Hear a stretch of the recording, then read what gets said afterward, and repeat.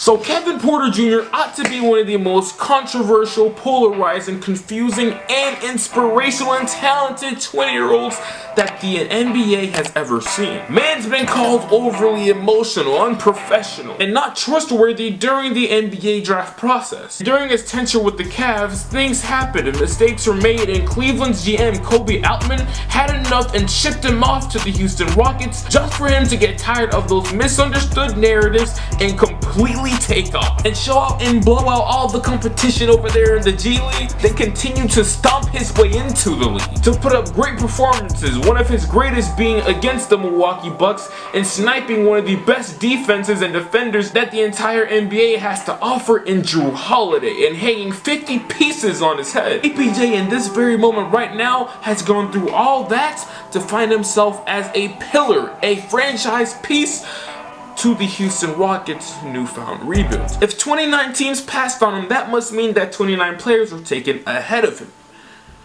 My math is not messed up in this video. Last video, bro, I was tweaking, I ain't gonna lie, but this one, I'm on my toes. Let's go ahead and take a look at just how this happened and whether or not the players taken before him were worth it. What we're not gonna do is come over here and talk about how he should have been picked in the top 5, even though he may actually be, no, not actually be, he definitely is a top 5 talent out of the 2019 NBA draft class. But we're not gonna give the New Orleans Pelicans, the Memphis Grizzlies, the New York Knicks, the Cleveland Cavaliers, and the Atlanta Hawks any type of blame whatsoever for not taking Kevin Porter Jr. It's just illogical and it's not a fun thing to do whatsoever. Who the hell's gonna sit here and make an argument as to why Zion Williamson shouldn't have been picked ahead of Kevin? No one's gonna do that, bro. Not only Zion Williams, but nobody should do the same with Ja Morant. You could do the same with RJ Barrett and DeAndre Hunter and Darius Garland, but I just would rather not go there because there's way too many technicalities when it comes to that. But when it comes to the biggest L that I've ever had, or maybe have ever had, I've taken a good amount of L's on this channel, and this just might be the biggest. Like someone like Jarrett Culver, the Minnesota Timberwolves traded up not to get him, originally Darius Garland, but they ended up with Jarrett Culver. You know, that is a big L. Where is Jarrett Culver right now as we speak? He literally just got traded and shipped off to the Memphis Grizzlies just a couple of days ago. The Minnesota Timberwolves are already sick of him and they had enough, and they don't want to go ahead and continue to dread this mistake of a pick, and they're just trying to clean their hands off of this man right here, and I don't blame him for that either. Jarrett Culver got a good amount of opportunity last season, and there was a certain stint when he was actually playing good basketball, but not good enough to stop him from being traded still. There's absolutely nothing on the basketball court outside of what, maybe one-on-one defense that Kevin Porter Jr. is not better than at Jarrett Culver. That man Kobe White, okay, I'm gonna give the Bulls also a pass because it just don't make too much sense as to why you would select someone like KPJ. You already have Zach LaVine, you get a pass. The 8th overall pick was Jackson Hayes. I'm sure we can all agree that KPJ is for sure better than Jackson Hayes, and I ain't gonna lie to you. A trio of Zion Williamson, Kevin Porter Jr., and Brandon Ingram would do some serious damage, and they would be probably the most fun team to watch in the NBA. Super electrifying, but of course that just didn't happen, and Jackson Hayes is out here getting strangled by the police, detained, you know what I'm saying? He's getting brutalized out here in the streets of New Orleans. I pray for him, bro. The Washington Wizards ended up selecting Rui Hachimura. I mean, you can't really blame the Wizards for doing that either, because then again,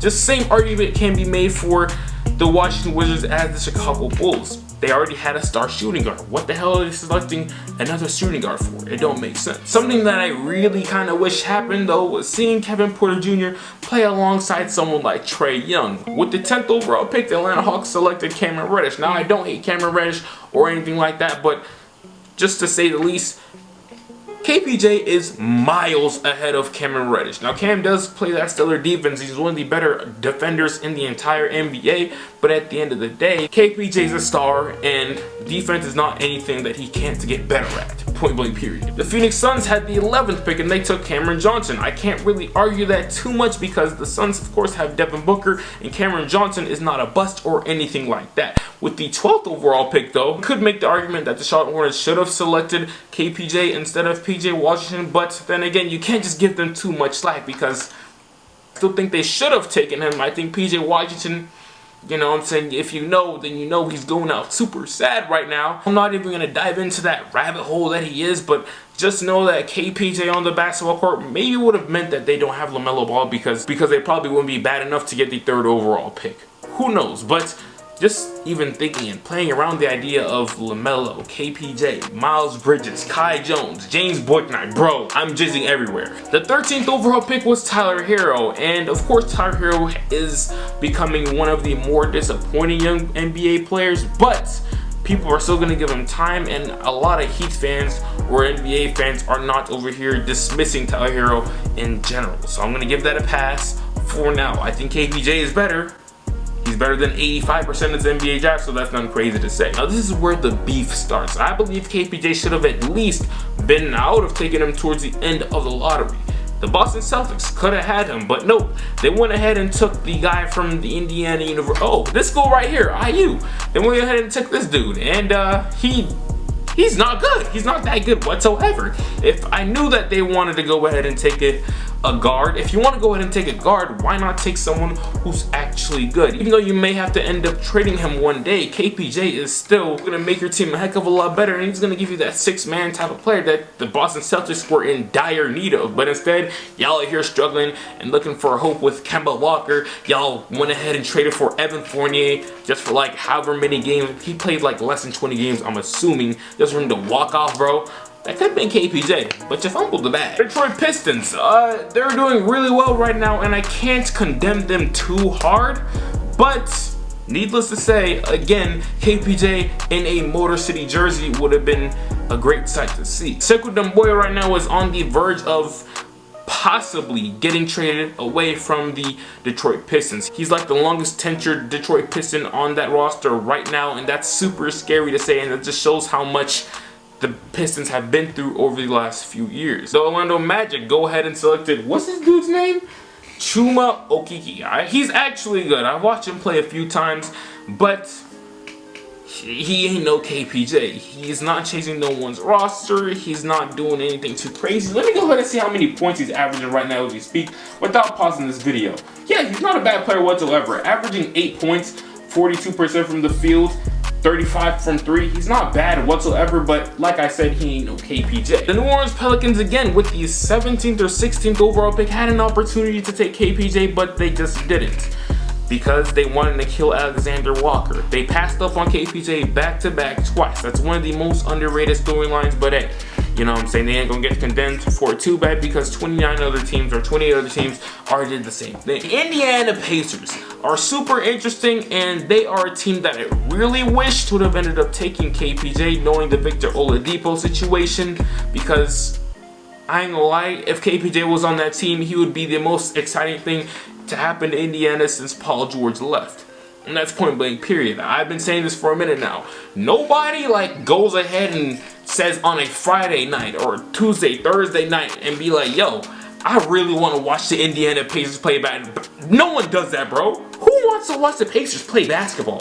Good team, super solid, underrated players. But in terms of excitement and what I want to watch, bro, I'd rather watch a losing team like the Minnesota Timberwolves, or I'm sorry, I know it's supposed to be dragging the Indiana Pacers, but point blank period, they should have taken KPJ. But instead, they went ahead and took Goga Badate, who is on the bench right now for the Indiana Pacers and is not making rarely any other noise. The Spurs ended up taking Lucas Samanic. They were loaded at the guard position, so I don't blame them on not taking KPJ. Philadelphia 76ers would have been a nasty team with KPJ, but instead they took Matisse Thybulle, and of course Matisse Thybulle is a great defender, one of the best the NBA has to offer, but KPJ just takes the ceiling of that team to another level, and that you just can't compare the two. It's all defense versus all offense, and plus some defense from time to time. I'm taking KPJ all day. Matisse Thybulle's probably he has a chance to win an All Defensive Player of the Year award maybe one day, but the value is just not there. KPJ overmatches him like crazy. One thing that I really would have loved to see is the Memphis Grizzlies go ahead and take a bet and a chance on Kevin Porter Jr. Could you imagine how saucy, swaggy, and cool the Memphis Grizzlies would have been to watch? I mean, they already are super cool to watch as is, but KPJ just adds a whole new element, and he fulfills a dire need of a secondary ball handler for that Memphis Grizzlies team. They are good. They're not in dire need of it, but of course, as we all know, every serious championship level team or like serious team with potential has at least 2 of them guys. And sad to say, Chris Anderson, or whatever his name is, Kyle Anderson, he's not good enough to be that following Ja Morant. But Kevin Porter Jr. definitely is. Could you imagine the lobs, the crossovers, the celebrations, the dances? Brandon Clark's a good player. I love him. Kinda. He kinda switched up his shot. I don't know who messed up his shot. His shot was super weird, and he saw a dip in efficiency, I believe, this past season. So, it may be something to look at, but I'm not gonna diminish the Grizzlies too much for passing up on. The Boston Celtics with the 22nd overall pick, I believe. Yeah, once again, passed up on KPJ for Grant Williams. Grant Williams is not a good NBA player. Point blank period, and he's gonna probably be out of the league really soon. I don't even know if he's on the Celtics anymore, bro. He may have been a part of some trade, or he's just still super low key. I thought he was gonna be good. He was like on a sleepers list or something like that, because I thought he was gonna be like a Draymond Green type player or something like that, but he just wasn't that, bro. Garbage. The Oklahoma City Thunder passed up on KPJ for Darius Bazley. Darius Bazley has stupid potential. Not stupid potential, but pretty good potential, and I don't condemn them too much for that. But a Shea and KPJ backcourt would have been deadly. Super deadly, super ill to watch, and I could say the exact same thing that I said about Ja Morant and KPJ pairing up together can be said about Shai Gilgeous-Alexander and KPJ pairing up together. So anyways, the Ty Jerome, I think he's on the Philadelphia 76ers. Oh, my bad, not the Sixers. He's actually on the Phoenix Suns, so can't really condemn that too much. Ty Jerome is going to do Ty Jerome things. He's not good. And I could say the same thing for every other team that I just said, bro. You probably should have taken KPJ. Ty Jerome is not going to have, he's not having any real future in the NBA. He's on the Phoenix Suns or the Golden State Warriors. I really don't know. Portland Trailblazers took Nazir Little. Good NBA player, great defense, that's what they needed, and I'm not going to get on them too much, but it is what it is. Anyways, the Cleveland Cavaliers, of course, I'm not going to get into them. They ended up taking them, cool. The Brooklyn Nets, or the Los Angeles Clippers, took some guy with the 77th overall pick that I can't pronounce his name for the life of me, but bro, he looks like a Luke Mbamute light. That's not a good look, bro. Los Angeles Clippers could have had some deadly 6-man play along with Lou Williams, you know what I'm saying? And they probably wouldn't have maybe choked that lead against who they choked against. Oh, the Denver Nuggets, I think. That was crazy, bro. The last 2 picks were also steals alongside KPJ in this draft, but I'm not going to condemn them like that because Keldon Johnson is obviously a good player and Jordan Poole's a good player too. But I'm going to toy with the idea. KPJ on the Golden State Warriors would mix up a lot in the NBA, and I don't think a lot of teams would have no choice but to go ahead and make a trade with the Golden State Warriors when it comes to moving such and such like star player like our Bradley Beal. You really think the Golden State Warriors or the Washington Wizards is going to say no to KPJ, Wiseman, Kuminga, Moses Moody? Wait, like who says no to that?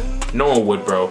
But hey, they did what they did. Jordan Poole still is nice, but I just made this video to go ahead and kind of not compare, but just look back on all the dudes who were selected above or ahead of Kevin Porter Jr. and to see if it was really worth it or not. And as we've seen from 95% of these picks, it's not worth it. And from this list that I just read through, in my opinion, this man, Kevin Porter Jr. is looking like a top, I'm going to say a top 3 or 4.